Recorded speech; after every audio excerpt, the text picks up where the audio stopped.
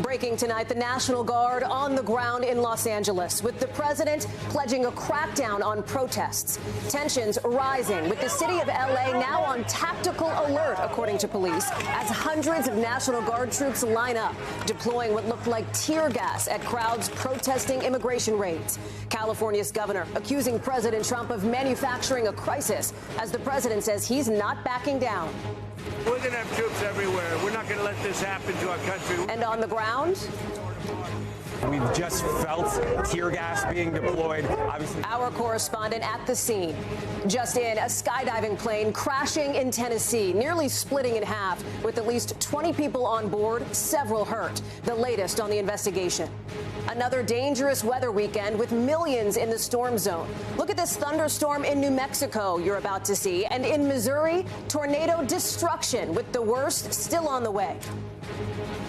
President Trump's travel ban set to take effect just hours from now, why this time it could be harder for critics to challenge in court. Israel now pledging to stop climate activist Greta Thunberg as she sails on an aid boat to Gaza. The dramatic rescue after this boat burst into flames. Look at that. At least 22 people taken to the hospital. Why intoxication may be to blame. Countdown to the World Cup, what officials are doing to get ready 1 year out and gearing up for a lot of firsts. The runaway zebra that captivated the internet finally captured.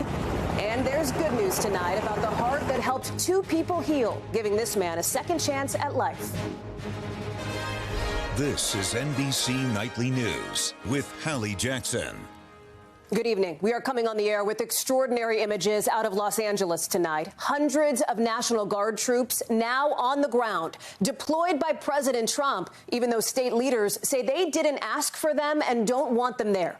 You see members of the National Guard with weapons, with body shields and tear gas canisters, all as protesters gather for day 3 of demonstrations against federal immigration raids.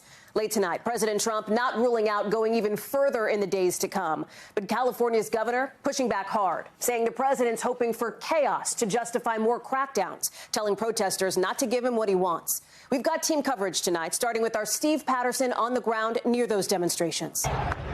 Hallie, just moments ago, Governor Newsom asked the Trump administration to officially rescind the order to federalize the National Guard on the ground. Meanwhile, this rally continues to pop off, LAPD declaring it unlawful, and they're making arrests. Tonight, protesters and law enforcement officials squaring off after days of raids, riots, and demonstrations. And a rare move by President Trump, mobilizing 2,000 California National Guard troops against the will of the state's governor. Overnight, another major flashpoint in front of the federal detention center where undocumented immigrants captured by ICE are being held. In nearby Compton, chaos. Protests there dissolving into lawlessness, demonstrators upending roadblocks, setting off fireworks, while a small group of looters broke into a gas station. These protests followed a day of skirmishes between authorities and protesters outside of a Home Depot. Law enforcement firing tear gas and non-lethal rounds into several crowds. I couldn't see who was shooting, but they were trying to aim right at me, which is like it's very scary. Sheriff Robert Luna saying his deputies only acted as peacekeepers and didn't assist with any federal action. We will protect your right to peacefully protest, but we cannot and will not tolerate violence or destruction of property. Today, Governor Gavin Newsom accused President Trump of attempting to manufacture a crisis by mobilizing the National Guard, adding he's hoping for chaos so he can justify more crackdowns, more fear, more control. Trump's border czar, Tom Homan, defended the move to NBC's Jacob Soboroff and says about 150 undocumented immigrants have been detained in the last few days. But not just to protect the law enforcement, to protect the general public. If Democratic leaders want to turn their back on public safety, they can. Tonight, tensions reaching a boiling point as more troops hit the ground. Our Steve Patterson reporting in Los Angeles. And here in Washington and beyond, new concern from critics over the president's tactics with this federal deployment. Our Gabe Gutierrez reports. With the National Guard troops now on the ground in L.A., tonight President Trump is defending their deployment. Well, we're going going to have troops everywhere. We're not going to let this happen to our country. We're not going to let our country be torn apart. The president calling Governor Gavin Newsom and Mayor Karen Bass incompetent, while Secretary of Defense Pete Hegseth says that active duty Marines at Camp Pendleton are on high alert and could be mobilized if the violence continues. One of our core principles is maintaining peace through strength. We do that on foreign affairs and domestic affairs as well. I don't think that's heavy-handed.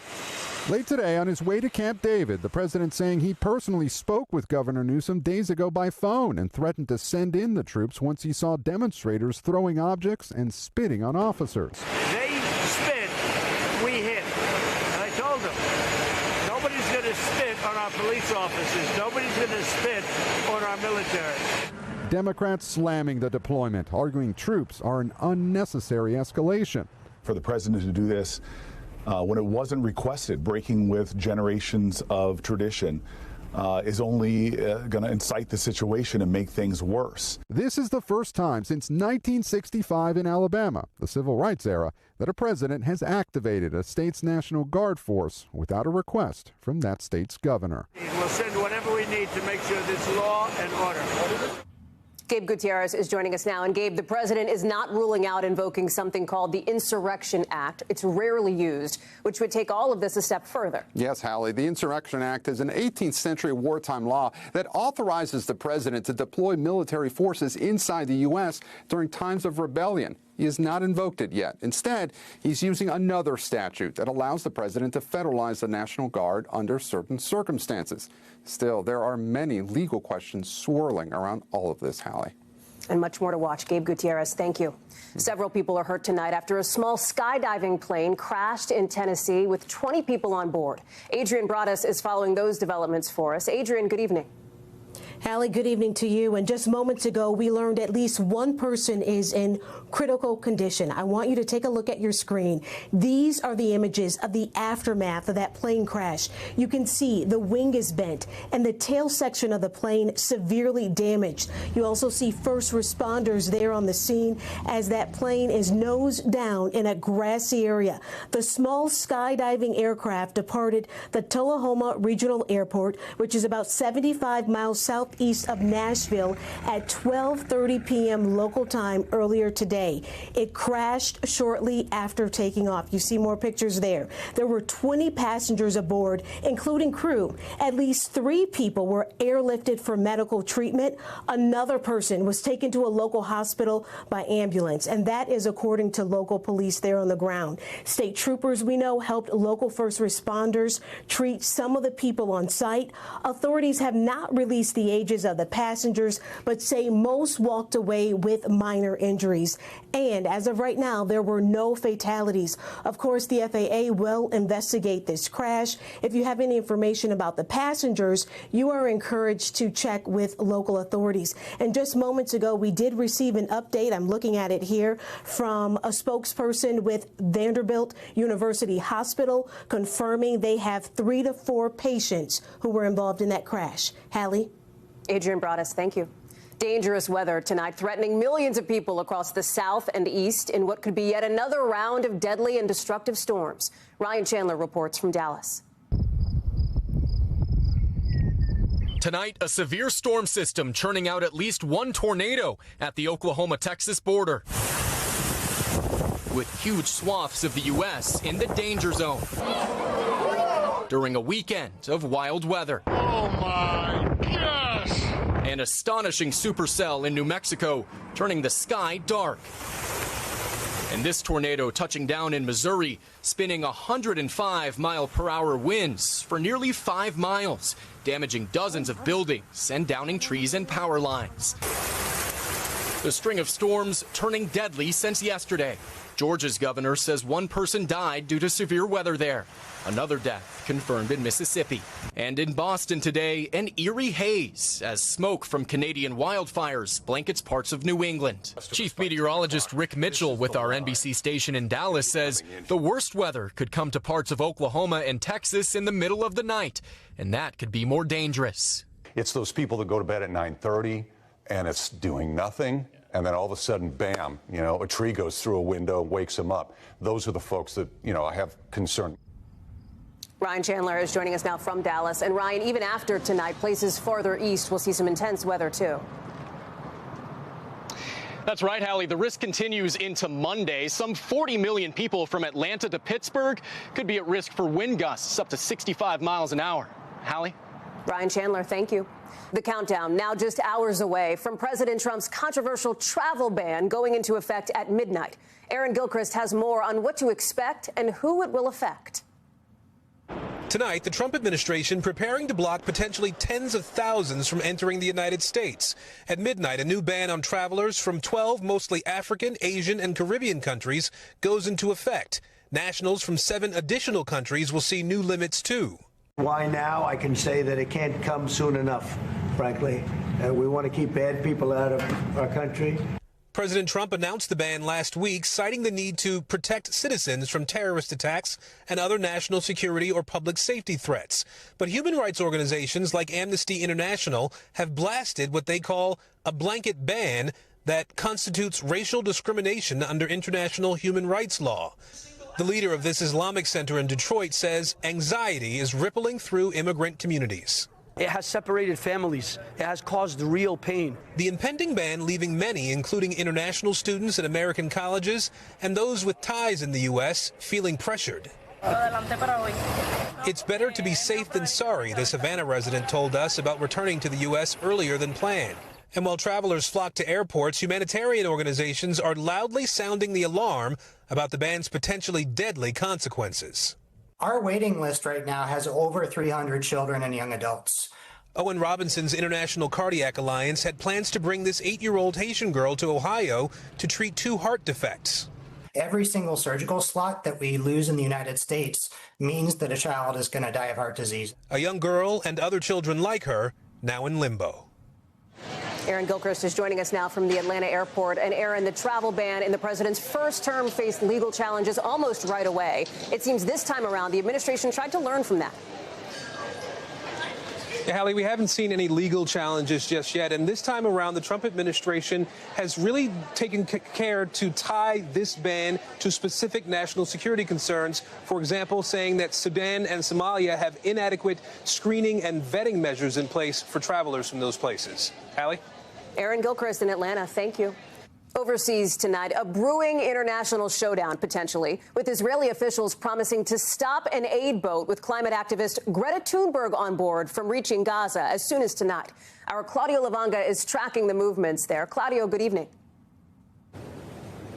That's right, Holly. Israel's defense minister vowed to stop the boat and ordered Thunberg and the rest of the crew to turn back. But despite that warning, the activists say they are hoping to reach Gaza as early as tonight to deliver that humanitarian aid and to raise awareness of the humanitarian crisis they say is developing in Gaza, where people have been scrambling for food. In the meantime, Israeli media are reporting that a group of private Israeli citizens are organizing a counter flotilla with a yacht with about 10 people they say will accompany Thunberg's boat in protest against their attempt to reach Gaza. Well, in the meantime, the IDF said that they will enforce the naval blockade on Gaza and say they are ready for a whole wide range of scenarios. Hallie.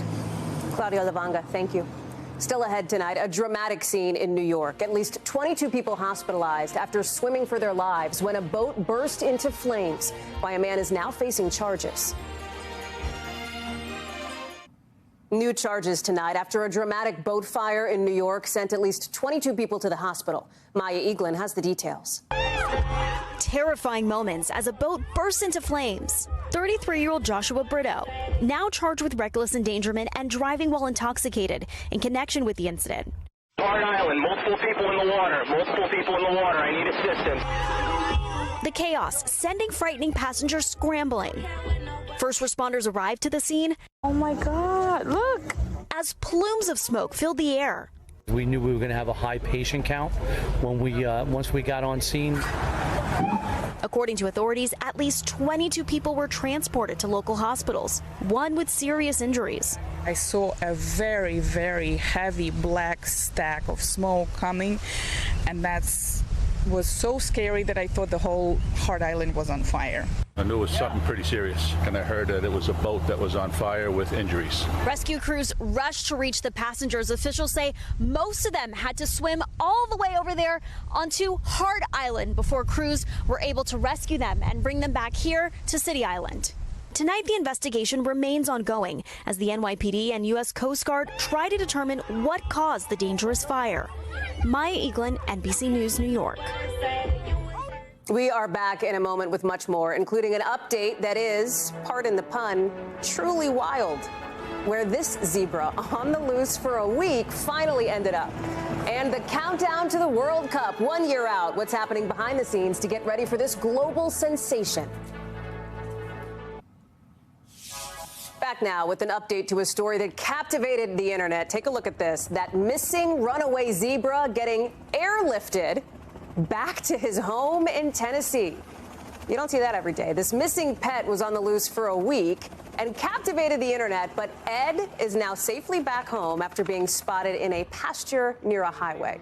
The countdown is on, 1 year out from one of the biggest sports spectacles on the planet, the World Cup, with the U.S., Canada, and Mexico set to host next summer. Preparations now in full swing for a tournament full of firsts. Jesse Kirsch has our sneak peek. In just over a year, North America will be the heartbeat of a global party like we've never seen before.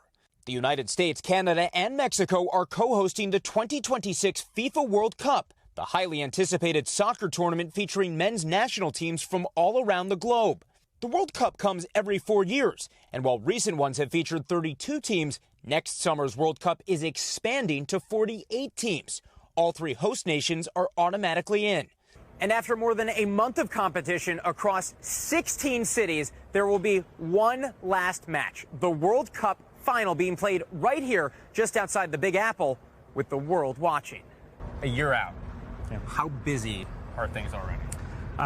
Things are getting kind of crazy. Alex Lasry is the CEO of the New York, New Jersey FIFA World Cup host committee, helping make sure the final and 7 other matches at MetLife Stadium run smoothly. Lasry's also focused on giving tourists a reason to explore in between kickoffs. We're expecting millions of people from all over the world to be coming to New York, New Jersey. We're expecting $2 to $3 billion of economic impact for the region.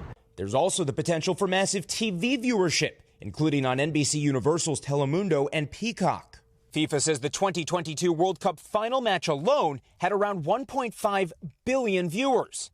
That's more than 7 times this year's Super Bowl viewership.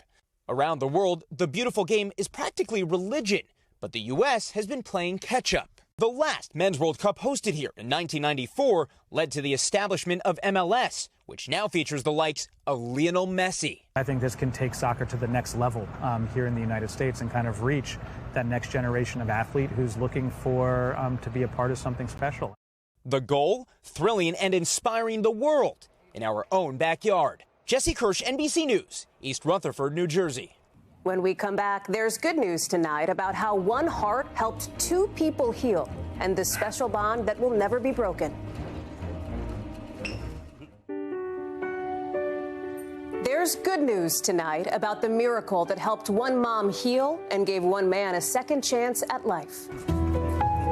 It's a moment years in the making. That's April Johnson Heath and Valence Sams meeting for the very first time on the day they had been waiting for. A mother's heartbreak turned to joy thanks to a new chance at life. Alec has just always been the sweetest kid. April's son, Alec, was just 21 years old, serving in the military when he died in an off-duty accident. He just had a big heart. Now he's got a big heart. Across the country, Valence was in the hospital in treatment for an autoimmune disorder that severely damaged major organs. My heart was less than 10%. The liver is failing. The kidneys been fighting for a whole decade. Life was hard. His only chance to live? A triple organ transplant. I was praying every day for a miracle. That miracle came from Alec, an organ donor and a perfect match. Dr. Nicholas Nissen was one of the surgeons at Cedars-Sinai Hospital in California. It's incredibly rare. Across this huge nation, 300 million people, this is an event that happens 2 or 3 times per year, and I would say very much a miracle.